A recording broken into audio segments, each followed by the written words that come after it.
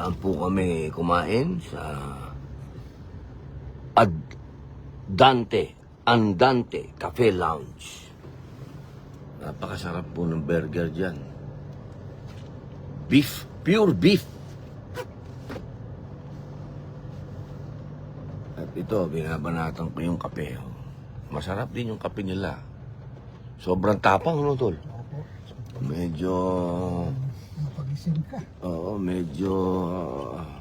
nilagyan yung Starbucks. Nilagyan niya ang tapang.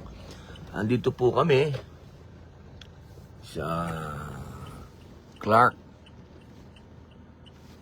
Development Corporation para makausap sana yung chairman patungkol sa Paksilica sapagkat napakadami pong ating mga katutubo ang nagtatanong kung ano ang mangyayari sa kanila.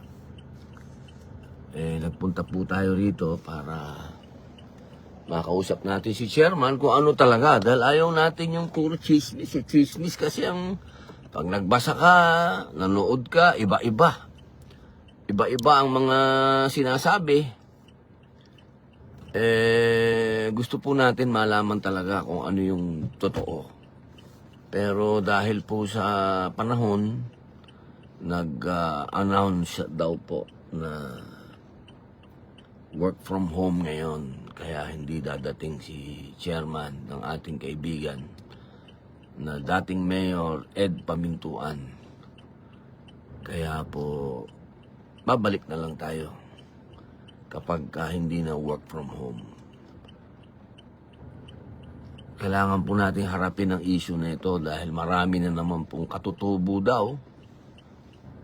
Marami pong mga ita na naman ang ating mga kababayan, mga dugong bughaw, ang tatamaan daw nito. Kaya nandito po tayo ngayon sa Clark.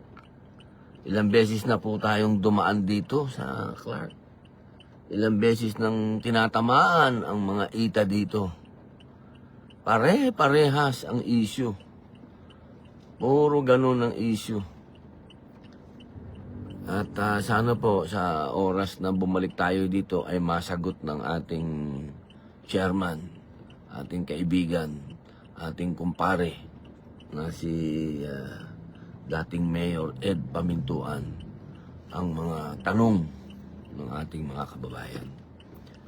Yun lamang po.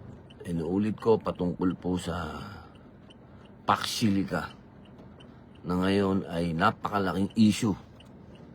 Kung ano-anong issue. Kaya isa lang ang issue ko dito, yung mga katutubo, ano bang plano nila.